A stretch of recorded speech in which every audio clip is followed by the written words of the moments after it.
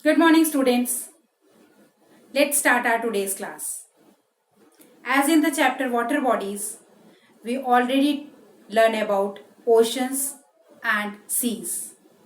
Now today we will talk about the next water body, that is lakes. What is lake? A lake is a large body of water which is smaller than sea but larger than a pond. Now it is a depression of a land surface where water accumulates. What it means? There is some hollow part, there was some hollow part on the land surface which is filled by the water and forms the lake. This water is filled either by the land surface or by the underground water, and in some condition by both. The water is filled in the lake by the surface water as well as by the groundwater. The another feature of lake is that the size, shape and depth of the lake may vary. It is not necessary that all the lakes have their same size, same shape, same depth. It is different. It may vary. Along with that, the mode of formation, how a particular lake is formed, the condition, the situation are different of the formation of lake. Now some of the lakes are temporary, whereas some are the permanent. Temporary lakes are those in which the water is there during the rainy season. Once the rainy season over, the water after some time dry up. And the permanent lakes are those which have the water in it permanently, as they are fed by the river water. Most of the lakes in the world are the freshwater lakes. As lakes are of two types, the freshwater lake and the saltwater lakes. Now saltwater means what? That in some of the region there is less rainfall, but the evaporation is very fast. And the rivers are there which do not have enough water in it. The amount of water is not enough that they reach up to the sea, as the river drains their water when they complete their journey into the sea. But due to less water in the river, they drain their water into a lake, and those lakes form the inland drainage. One of the example is Lake Eyre of Australia. So as the water is not enough in the river, they do not reach to the ocean or to the sea. They drain their water in the lake and form the inland drainage, that is called inland drainage. And due to the fast evaporation of the lakes, some of the lake become saline lake or salt, the water of it becomes salty, are called as saltwater lake. So here it was a little introduction about the lakes. Now what are the importance of lake, or how the lakes are important to us? Here are some of the points which I will explain you one by one in short. But you will find the importance of lake is same as the importance of ocean, which we had already discussed. Because that lake is also a water body, same as the ocean.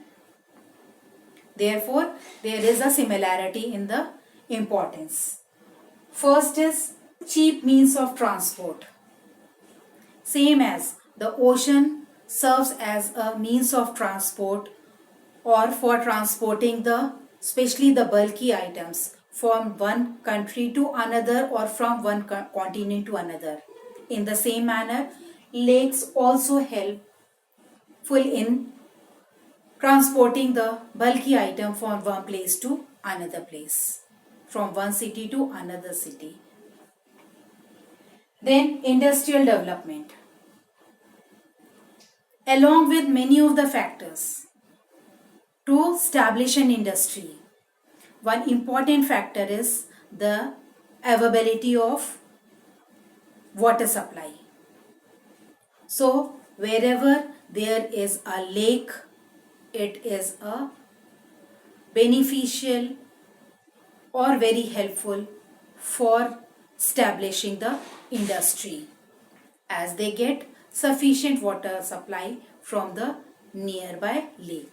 Water storage. Some of the lakes are the artificial lake, some are the natural lakes, and even most of the lakes, as I said, have the freshwater lake. So the water is used for drinking purpose. Then those lakes are used to supply the water in the cities as well as in towns. So they served as a water storage. Then generate hydroelectricity. Hydroelectricity means, hydro means water and electricity. The electricity which is generated by the water.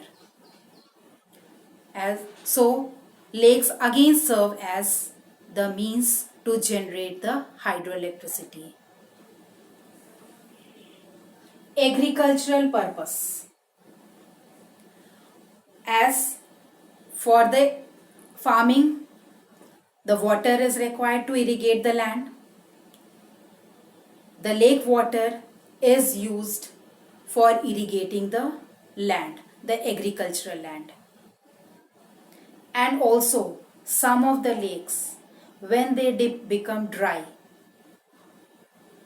the part of that lake leave the alluvial soil. That is good for doing the agriculture. So again they are helpful either when the water is there to supply the water for irrigation, or when they dry up, they left the alluvial soil, which is helpful in practicing the agriculture.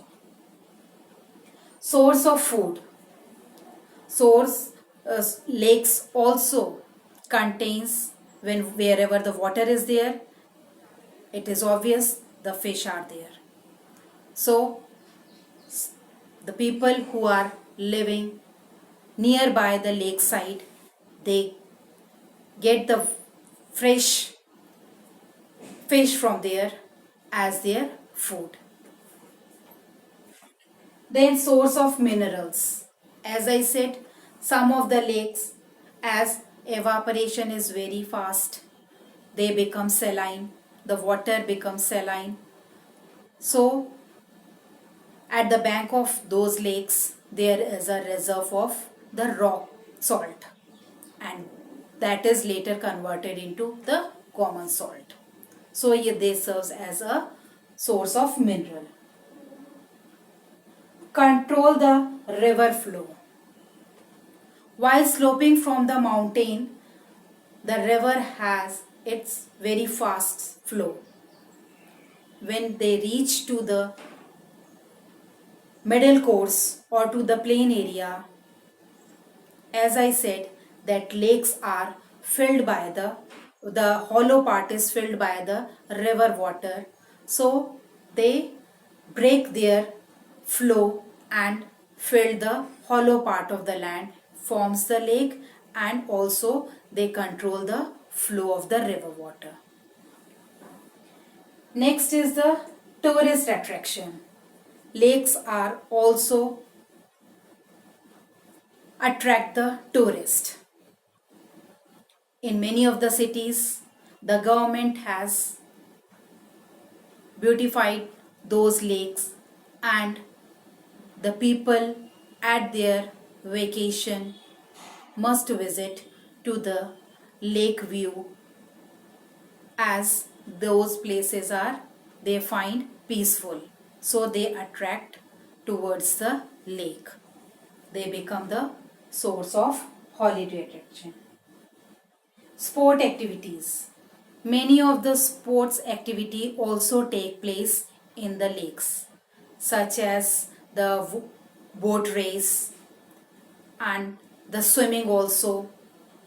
So these sport activities are take place in the lakes. So in these ways that lakes are important to human beings or for us. In next, till here we have completed. In next class we will talk about the rivers, the next water body. Till then, have a good day. Thank you.